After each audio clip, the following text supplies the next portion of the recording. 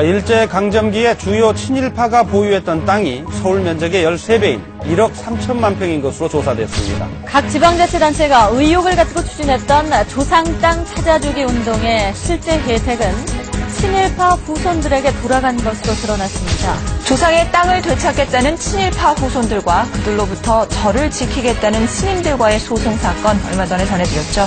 이 문제가 지금 땅 소송에서 친일 청산 문제로 커지고 있습니다. 한나라당 의원 좌석은 텅 비었습니다. 열린 우리당 등 다른 4당과 무소속 의원들만 출석한 가운데 친일 행위자 재산 환수법 등 80여 건의 안건이 처리됐습니다. 한나라당 의원 좌석은 텅 비었습니다. 열린 우리당 등 다른 4당과 무소속 의원들만 출석한 가운데 친일 행위자 재산 환수법 등 80여 건의 안건이 처리됐습니다. 친일 재산을 국고로 환수하기 위한 범정부 기구가 오늘 출범했습니다. 네, 환수된 재산은 독립유공자를 위한 일제강점기 때 자신의 영달을 위해서 나라를 배신했던 친일파들은 많은 땅과 재산을 갖게 된 경우가 많습니다. 이를 환수하기 위한 정부의 노력에도 불구하고 후손들은 소송을 제기하며 불복하고 있습니다. 퇴임한 헌법재판관 출신 변호사가 친일파 후손의 땅 찾기 소송을 대리한 것은 친일파 재산 환수 관련 소송에서 법원이 처음으로 친일파 후손의 손을 들어주었습니다. 친일재산 국가 귀속 결정을 취소해달라며 법무부 장관을 상대로 낸 소송 항소심에서 1심과 같이 원고 승소 판결했습니다. 지난해까지 여의도 면적보다 큰 친일파들의 땅이 국가에 귀속됐지만 이들 친일파들은 아직도 땅을 되찾기 위한 소송을 벌이고 있습니다. 친일 반민족 행위자 재산조사위원회는 지난 2006년부터 4년 동안 조사를 벌여 친일파들이 친일 행위로 획득한 땅을 국가 환수 조치했습니다. 여의도 면적보다 큰 1,100만여 제곱미터, 공시지가 기준으로 960억 원 상당의 땅이 국가에 귀속된 겁니다. 친일파 후손들은 이에 반발해 귀속된 땅의 80%인 800만 제곱미터에 대한 행정소송 92건을 냈습니다. 지금까지 종결된 행정소송은 모두 37건으로 친일파의 패소율은 84%에 달해 비교적 국가 승소율이 높았습니다. 하지만 지난해 10월 일제에게 후작자기를 받은 이해승의 후손에게 국가에 기속된 시가 318억 원의 땅을 돌려주라는 대법원 최종 판결이 났습니다. 이는 재산조사위의 국가 귀속 결정을 뒤엎은 첫 확정 판결로 앞으로 남아있는 55건의 소송에 대해서도 악영향을 끼칠 것으로 우려됩니다. 이 때문에 아직도 끝나지 않은 역사 바로 세우기를 완수하기 위해서라도 국민적인 관심이 필요하다는 지적입니다. 정부가 친일파 후손을 상대로 친일재산 환수 소송을 벌여 독립유공자 유족기금 322억 원을 조성했습니다. 법무부는 친일재산 환수와 관련된 소속 95건을 진행한 결과 소송이 마무리된 87건 가운데 97%를 승소했다고 밝혔습니다. 법무부는 이 가운데 매각에 제한이 없는 재산을 처분해서 322억 원을 마련하고 독립유공자와 유족들의 생활 안정을 위한 지원금으로 사용하기로 했습니다. 앞서 친일재산조사위원회는 지난 2006년부터 4년에 걸쳐 친일 행위자 168명의 친일재산 1,000억 원 정도를 국가에 귀속하도록 결정했습니다. 전 독립유공자 협회 회장이신 애국지사 이준호 독립유공자님과 저희 유족회에서 친일파 재산과 관련해서 국민 여러분께 알려드릴 것이 있지 않았습니까? 국민에게 드리는 호소문, 국민 여러분, 오늘 독립유공자 후손과 유족 일족은 국민의 많은 대표기관이 국회에 나와서 방금 한간에 우리를 일으키고 있는 친일 반민족 행위자로부터 환수한 재산의 처리 문제가 동법 목적에 위배되는 방향으로 유출된 사태에 직면하여 반드시 이를 막아야 한다는 일념을 국민 여러분께 고소드리는 바입니다. 백범 김구 선생님 묘소 앞에서 국민 여러분들에게 우리 연구소가 약속드린 친일 인명사전 발간을 보고드렸을 때 감격이 새삼 떠오릅니다. 그 감격으로부터 지금 2년이 지났습니다. 그런데 우리는 지금 어떤 역사 앞에 서 있습니까? 독재 정권에 의해서 친일파들이 도리어 옳았다고 증명하려고 하는 역사, 민주주의를 말살하려는 역사 앞에 우리는 다시 서 있습니다. 이명박 정권 들어서서 역사 분야에서 가장 먼저 추진한 것이 뭐였는지 기억나십니까? 모든 과거사위원회를 없애는 것이었습니다. 멀게는 동학혁명부터 일제 때 강제동원 피해 문제, 그리고 8.15 후에 독재 정권이 권력을 유지하기 위해서 국민들을 탄압하고 학살했던 역사, 부당한 권력이 국민들을 희생시켰던, 억울하게 만들었던 그런 모든 국민들의 원한을 풀어주기 위해서 만들었던 과거사위원회. 그런데 어떻게 됐습니까? 한나라당이 집권하기 바쁘게 그나마 남아있던 위원회들조차도 연장하는 것을 반대하고 결국은 다 문 닫아버렸습니다. 도리어 국민들은 피가슴에 멍든 상처를 그대로 간직한 채 현 정권은 모든 것을 은폐하기에 바빴습니다. 그 대신 이 수구 세력들이 뭘 했습니까? 건국 60주년 기념사업을 했습니다.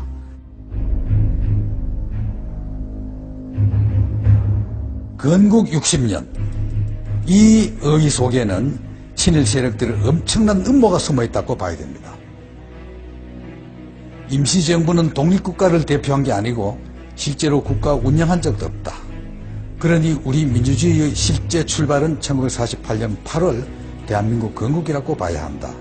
그리고 건국 후 공로는 정부 수립에 참여했던 인물들의 몫으로 돌리는 게 마땅하다. 이게 무슨 뜻입니까? 1948년 이전 일제 식민지하에서 독립투쟁을 했던 모든 우리 선조들의 투쟁을 깡그리 무시한 처사입니다. 결국 대한민국 뿌리는 독립운동 세력이 아니라는 것입니다. 이것은 우리 헌법 전문을 무시한 것입니다. 우리 헌법 전문에서는 3.1 정신을 바탕으로 한 임시정부를 법통을 이어받았다고 되어 있습니다. 그럼 수구 세력이 내세우는 대한민국 뿌리는 어디에 있습니까? 역사가 뒤틀리지 않았다면 대부분 민족 반역죄로 다스려졌을 친일파들, 그들을 권력에 눈이 멀어서 친일파와 손잡았던 이승만과 그 옹호 세력들입니다. 이들이 우리 역사의 뿌리여 정통이란 겁니까? 건국 60년, 이거 어쩌다 나온 아이디어가 아닙니다. 참여정부 시절에 이미 조선일보가 사설에서 건국절 얘기를 꺼냈고 뉴라이트에 속하는 학자들이 그 주장을 시종해왔습니다. 그리고 한나라당은 2003년부터 건국절 법안을 발의해왔습니다. 건국 60전 기념사업은 이런 배경 속에서 추진된 것이고 결국 이 정권은 광복절 행사에 건국 60전이라는 글자를 박아 넣게 된 것입니다. 이렇게 분위기가 무르익으니 광화문에다 이승만 동상을 세우자는 세력이 나서고 시민들의 피로 역사에서 처방했던 이승만 동상이 다시 섰습니다. 뿐만 아니라 항일 독립군 토벌에 참가한 1급 친일파 민족 반역자들의 동상도 섰습니다. 그리고 급기야 공영방송까지 수구 세력은 나팔수가 되어서 백선엽을 구국의 영웅이라고, 이승만은 건국 아버지라고 친일과 독재를 미화하는 방송을 했습니다. 그런데 이보다 더 끔찍하고 무서운 일이 있습니다. 우리 젊은 세대들에게 가르칠 역사 교과서를 완전히 친일파의 입맛에 맞도록 뜯어 고치려고 하는 작업입니다. 뉴라이트 대표 학자들이 포진한 교과서 포럼, 이 사람들이 이명박 정권 들어서자마자 책을 냈습니다. 일제가 우리를 근대화시켰다. 강제로 끌려간 위안부 할머니들은 돈 벌러 간 거다. 김구 선생은 테러리스트다. 이걸 두고 조선일보가 뭐라고 했느냐 압니까? 균형 잡힌 역사교육의 첫걸음이라고 했답니다. 여기에 한 발 더 나가서 교과서를 탈환해야 된다고 선동했습니다. 그래서 어떻게 됐습니까? 교과부, 국방부, 통일부 다 나서고 한나라당은 거들고 상공회의소도 나서서 현행 역사 교과서 200군데를 뜯어 고쳤습니다. 그리고 이걸로도 끝나지 않았습니다. 2013년부터 우리 학생들은 새로운 교과서에 의한 역사 교육을 받게 됩니다. 그 역사 교과서 집필 기준에 의하면은 8.15 이후 친일파 청산에 대한 모든 노력을 빼라. 이승만 독재정권에 대한 비판을 빼라. 박정희 독재정권에 대한 비판도 빼라. 광주 5.18 민주화 항쟁에 대한 기술도 빼라. 이런 교과서 집필 기준을 해서 이런 책으로 배운 학생들이 앞으로 우리나라를 짊어지고 나가야 됩니다. 그 학생들이 어떻게 변하겠습니까? 이제 박정희 동상까지 섰고 기념관도 문을 엽니다. 그리고 이명박 대통령 퇴임 전까지 이 모든 역사 왜곡의 그 완결판인 대한민국 역사관을 개관하겠다고 합니다. 학교에서는 교과서를 배우고 집에서는 방송에서 익히고 거리에 나서면은 각종 동상과 전시회, 기념관을 통해서 또 왜곡된 역사를 배우는 이런 비참한 현실이 우리 앞에 다가오고 있습니다. 친일의 뿌리를 둔 추구 세력이 역사적 정통성을 완전히 통째로 가져가겠다는 것입니다. 역사는 과거가 아닙니다. 역사는 현실 정치입니다.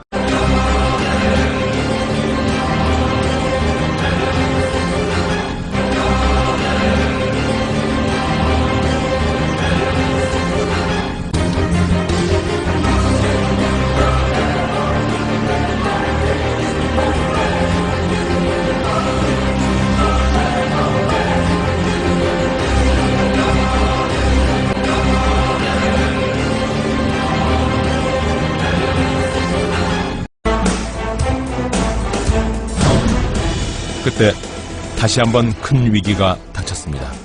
일본 휘하의 만주군에서 근무했다는 이유로 사전에 게재된 박정희 전 대통령의 아들 지만 씨 역시 지난달 가처분 신청을 냈습니다.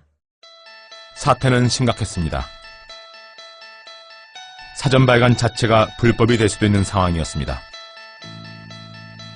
이 난관을 신속하게 돌파하려면 박정희의 친일은 결코 강압이나 생계를 위한 어쩔 수 없는 선택이 아니었다. 바로 그것을 보여주는 증거가 필요했습니다. 하지만 박정희가 일본군에 지원하기 위해 혈서를 썼다는 사실은 증언으로만 떠돌고 있었습니다. 2009년 11월 6일 판결이 내려졌습니다. 법원은 친일 임명사전에 손을 들었습니다. 민족문제연구소가 박 전 대통령이 혈서까지 쓰며 만주군에 지원했다는 내용의 옛 신문기사를 공개했습니다.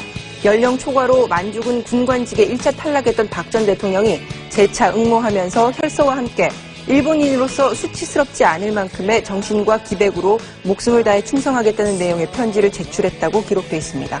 혈서와 함께 일본인으로서 수치스럽지 않을 만큼의 정신과 기백으로 목숨을 다해 충성하겠다는 내용의 편지를 제출했다고 기록돼 있습니다.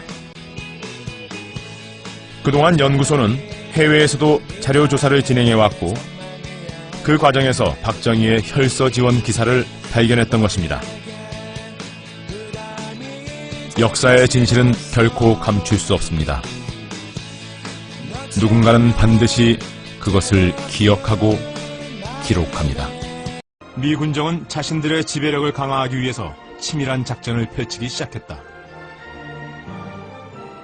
그들은 숨어있던 친일 경찰과 관리들을 즉각 복귀시켰다. 그리고는 친일파들을 앞세워 자주 독립 세력을 짓밟기 시작했다. 그러자 국내에서 건국을 준비하던 독립운동가들은 크게 당황했다. 그들은 해외 독립운동 세력이 돌아오기만을 애타게 기다렸다. 1945년 10월 드디어 미국에 있던 이승만이 귀국했다. 이어서 백범, 김구가 상해 임시정부 요인들과 함께 국내로 들어왔다. 공존이 불가능한 레지스탕스와 콜라보. 이제 그들의 결전은 피할 수 없는 일이었다. 1945년 8월 15일 우리는 해방을 맞았습니다. 그러나 우리 역사의 진정한 주인이 된 것은 아니었습니다.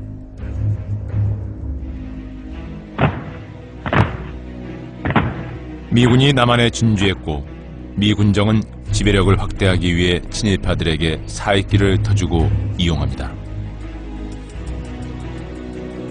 이런 상황에서 이승만은 대한민국 초대 대통령이 되고 싶었습니다. 그러나 지지 기반이 약했던 그는 고민이 깊었습니다. 어떤 세력과 손을 잡아야 국민들의 절대적인 지지를 받는 김구와 독립운동 세력을 견제하면서 자신의 권력을 강화시킬 수 있을까? 이승만은 돌이킬 수 없는 위험한 선택을 합니다.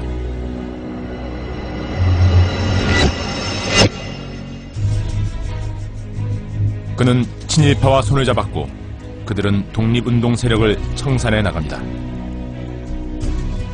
친일파를 처벌하기 위해 만들어진 반민특위.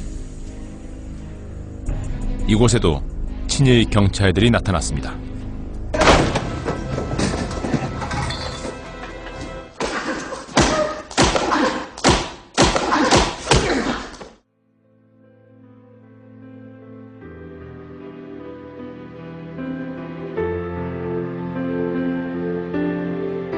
이렇게 반민특위는 처참하게 짓밟혔습니다.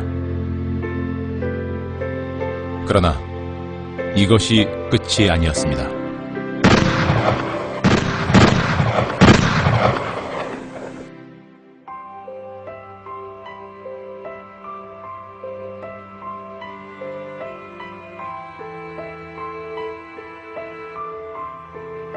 이로써 우리 역사는 거짓과 불의의 시대로 들어서고 친일 문제는 금기의 영역이 돼버립니다.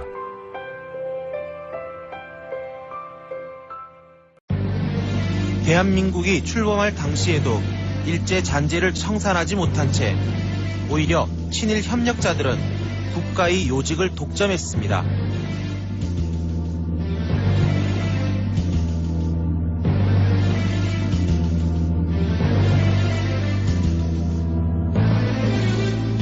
국군 역시 79년까지 일본군 출신들이 군 핵심 지휘부를 장악했습니다. 과거를 청산하지 못한 역사는 그들이 또다시 전면에 나설 기회를 주고야 말았습니다. 이 박정희와 함께 쿠데타를 일으킨 사람들인데 무슨 공통점이 있습니까? 네, 5.16 핵심 가담자들의 대부분은 박정희의 만주 군관학교 선후배들이었습니다. 때문에 박정희에게 그러한 만주 군관학교의 인맥이 없었더라면 5.16 쿠데타는 성공하지 못했을 거라는 분석도 있습니다. 우리나라는 광복 이후에 친일 청산을 하지 못한 것 때문에 모든 정치, 경제, 사회, 문화 전 영역이 친일파들에 의해서 장악이 됐거든요. 박정희 쿠데타를 가져온 결과가 됐고 그것이 현재까지도 영향을 미치고 있는 거예요. 판사님, 이들은 박용만 패당이며 미국 영토에 한국인 군대를 만들었습니다. 이들은 위험한 반일 행동을 하며 일본 군함 이즈모가 호놀룰루에 도착하면 파괴하려는 음모까지 꾸민 무리들입니다. 이것은 미국과 일본 사이에 중대 사건을 일으켜 평화를 방해하려는 것입니다. 판사님, 저들을 조처해 주십시오. 믿기 힘들겠지만 이건 실화다. 실제로 그는 이런 증언을 했다. 그런데 이승만의 증언은 자신의 조국에 대한 명백한 반역 행위 아닌가? Si je me place du point de vue d'un Français qui se verrait trahi par son compatriote alors qu'il est dans un pays étranger et qu'il essaie d'aider son pays, donc il considérerait ça comme de la trahison. Et puis, si un Français avait donné à l'étranger pendant la Deuxième Guerre mondiale une interview expliquant que l'occupation allemande de la France était bénéfique pour la France, à la fin de la guerre, il aurait été aussi considéré comme un traître à la patrie officiellement par tout le monde.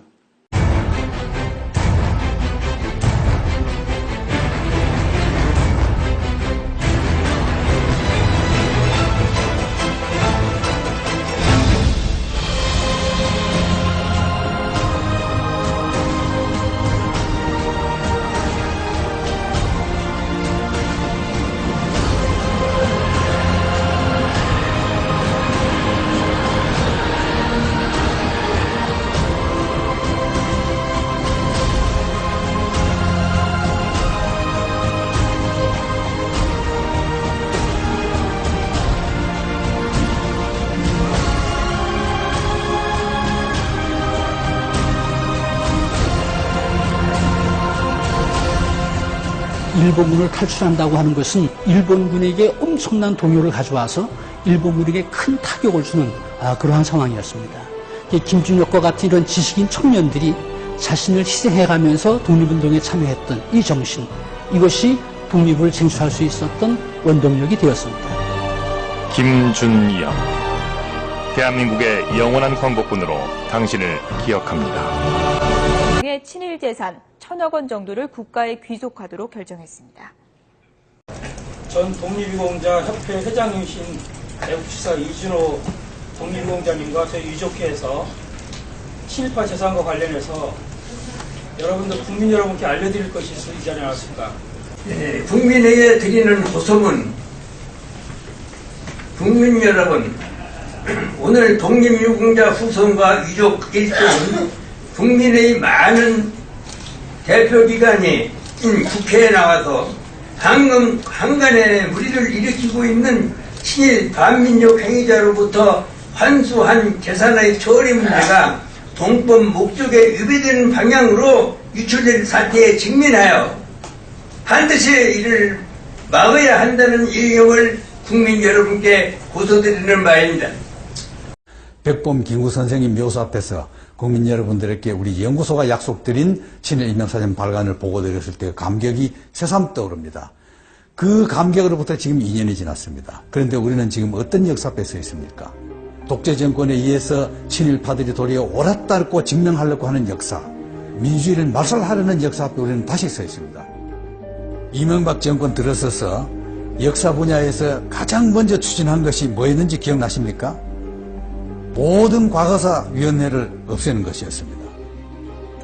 멀게는 동학혁명부터 일제 때 강제동원 피해 문제, 그리고 8.15 후에 독재 정권이 권력을 유지하기 위해서 국민들을 탄압하고 학살했던 역사, 부당한 권력이 국민들을 희생시켰던, 억울하게 만들었던 그런 모든 국민들의 원한을 풀어주기 위해서 만들었던 과거사위원회.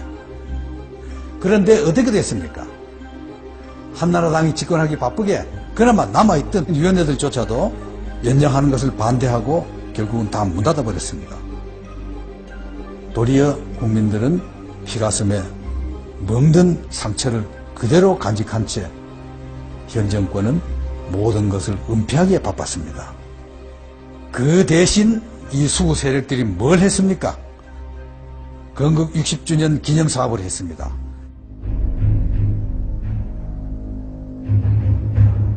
건국 60년, 이 의의 속에는 친일 세력들의 엄청난 음모가 숨어있다고 봐야 됩니다. 임시정부는 독립국가를 대표한 게 아니고 실제로 국가 운영한 적도 없다. 그러니 우리 민주주의의 실제 출발은 1948년 8월 대한민국 건국이라고 봐야 한다. 그리고 건국 후 공로는 정부 수립에 참여했던 인물들의 몫으로 돌리는 게 마땅하다. 이게 무슨 뜻입니까? 1948년 이전 일제 식민지하에서 독립투쟁을 했던 모든 우리 선조들의 투쟁을 깡그리 무시한 처사입니다. 결국 대한민국 뿌리는 독립운동 세력이 아니라는 것입니다. 이것은 우리 헌법 전문을 무시한 것입니다. 우리 헌법 전문에서는 3.1 정신을 바탕으로 한 법안을 개관하겠다고 합니다. 학교에서는 교과서를 배우고 집에서는 방송에서 익히고 거리에 나서면은 각종 동상과 전시회, 기념관을 통해서 또 왜곡된 역사를 배우는 이런 비참한 현실이 우리 앞에 다가오고 있습니다. 친일의 뿌리를 둔 추구 세력이 역사적 정통성을 완전히 통째로 가져가겠다는 것입니다. 역사는 과거가 아닙니다. 역사는 현실 정치입니다.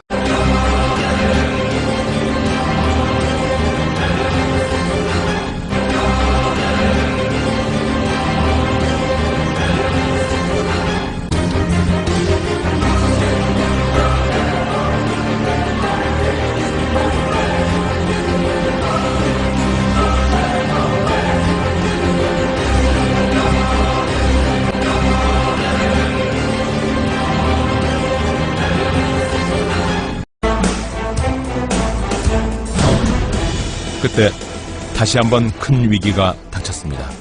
일본 휘하의 만주군에서 근무했다는 이유로 사전에 게재된 박정희 전 대통령의 아들 지만 씨 역시 지난달 가처분 신청을 냈습니다.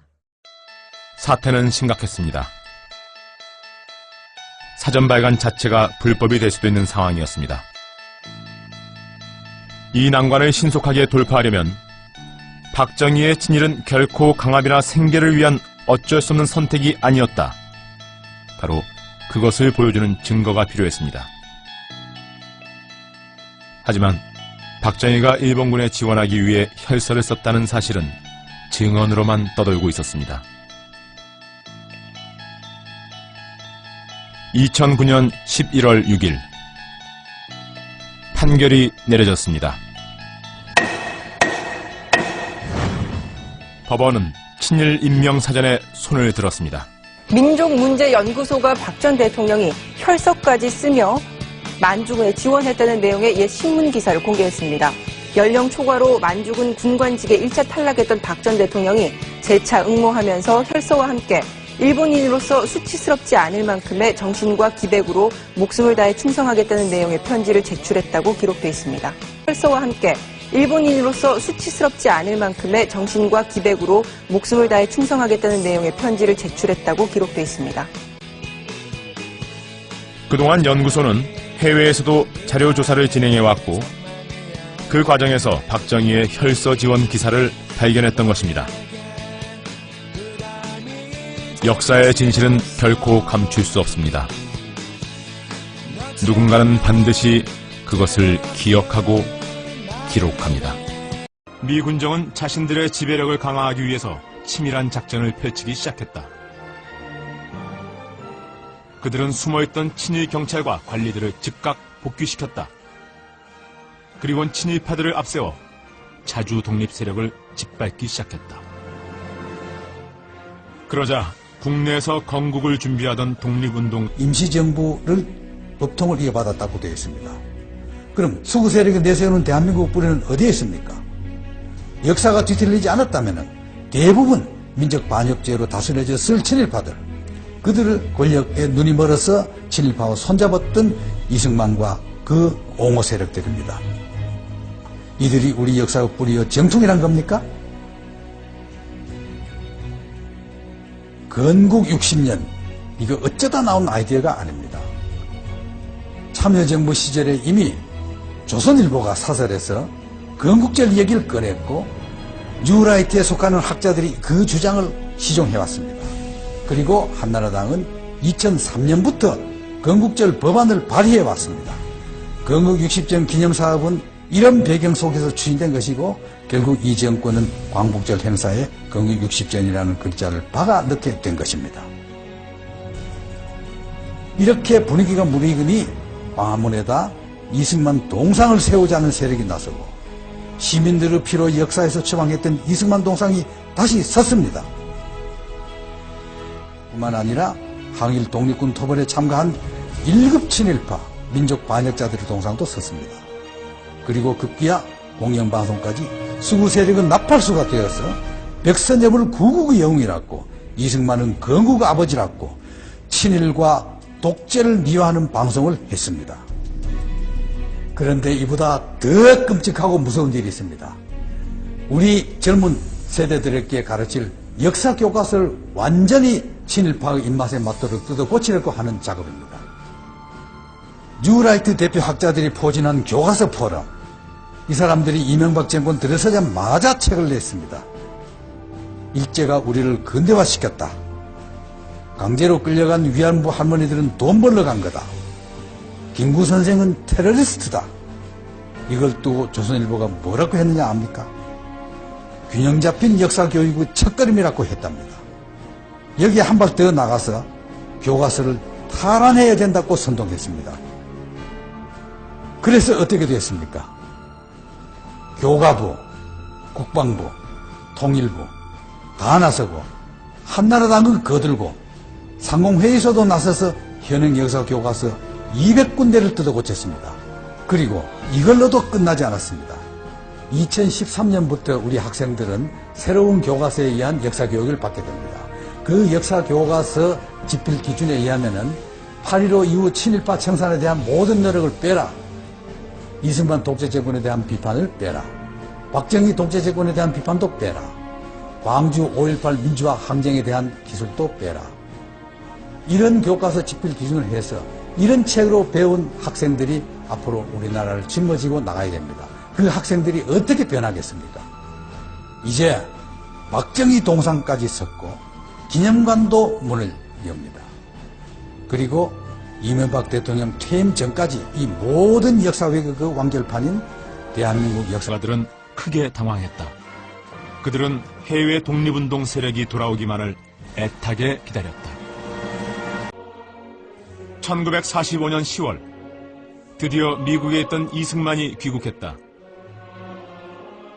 이어서 백범, 김구가 상해 임시정부 요인들과 함께 국내로 들어왔다. 공존이 불가능한 레지스탕스와 콜라보. 이제 그들의 결전은 피할 수 없는 일이었다. 1945년 8월 15일 우리는 해방을 맞았습니다. 그러나 우리 역사의 진정한 주인이 된 것은 아니었습니다.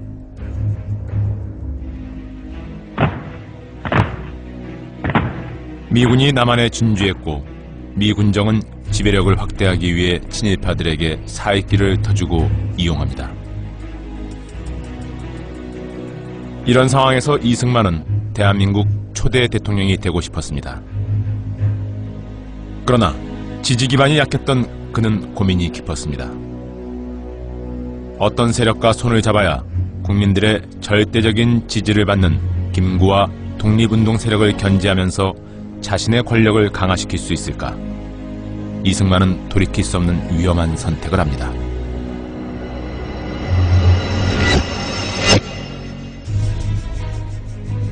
그는 친일파와 손을 잡았고 그들은 독립운동 세력을 청산해 나갑니다. 친일파를 처벌하기 위해 만들어진 반민특위. 이곳에도 친일 경찰들이 나타났습니다.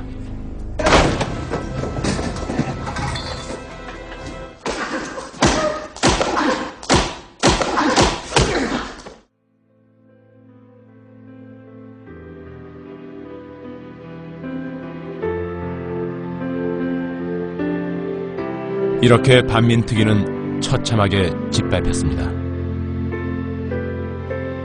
그러나 이것이 끝이 아니었습니다.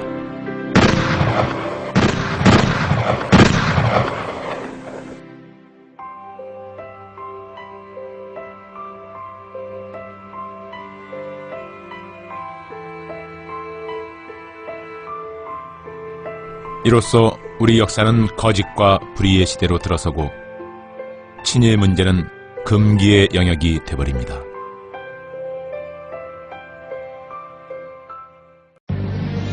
대한민국이 출범할 당시에도 일제 잔재를 청산하지 못한 채 오히려 친일 협력자들은 국가의 요직을 독점했습니다.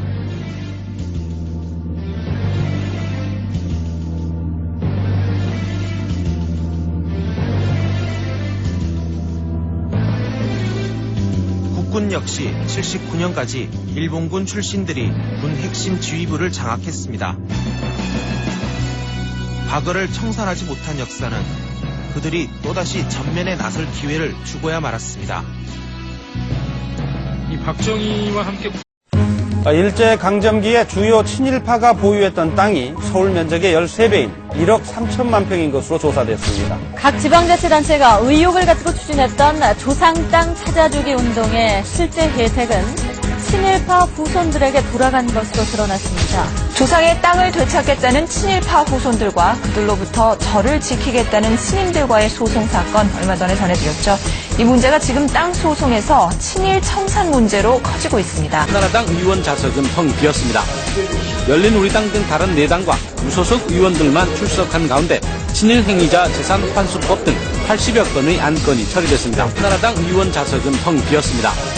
열린우리당 등 다른 4당과 무소속 의원들만 출석한 가운데 친일 행위자 재산 환수법 등 80여 건의 안건이 처리됐습니다. 친일 재산을 국고로 환수하기 위한 범정부 기구가 오늘 출범했습니다. 네, 환수된 재산은 독립유공자를 위한 일제강점기 때 자신의 영달을 위해서 나라를 배신했던 친일파들은 많은 땅과 재산을 갖게 된 경우가 많습니다.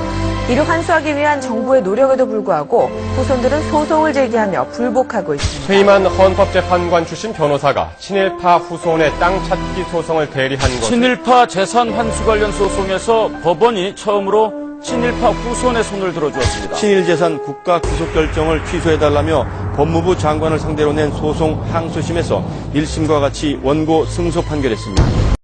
지난해까지 여의도 면적보다 큰 친일파들의 땅이 국가에 귀속됐지만 이들 친일파들은 아직도 땅을 되찾기 위한 소송을 벌이고 있습니다. 친일 반민족 행위자 재산조사위원회는 지난 2006년부터 4년 동안 조사를 벌여 친일파들이 친일 행위로 획득한 땅을 국가 환수 조치했습니다. 여의도 면적보다 큰 1,100만여 제곱미터, 공시지가 기준으로 960억 원 상당의 땅이 국가에 귀속된 겁니다. 친일파 후손들은 이에 반발해 귀속된 땅의 80%인 800만 제곱미터에 대한 행정소송 92건을 냈습니다. 지금까지 종결된 행정소송은 모두 37건으로 친일파의 패소율은 84%에 달해 비교적 국가 승소율이 높았습니다. 하지만 지난해 10월 일제에게 후작자기를 받은 이해승의 후손에게 국가에 귀속된 시가 318억 원의 땅을 돌려주라는 대법원 최종 판결이 났습니다.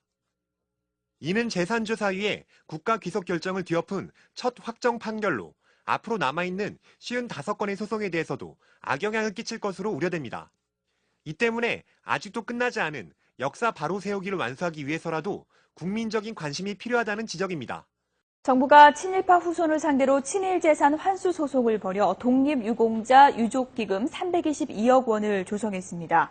법무부는 친일재산 환수와 관련된 소속 95건을 진행한 결과 소송이 마무리된 87건 가운데 97%를 승소했다고 밝혔습니다.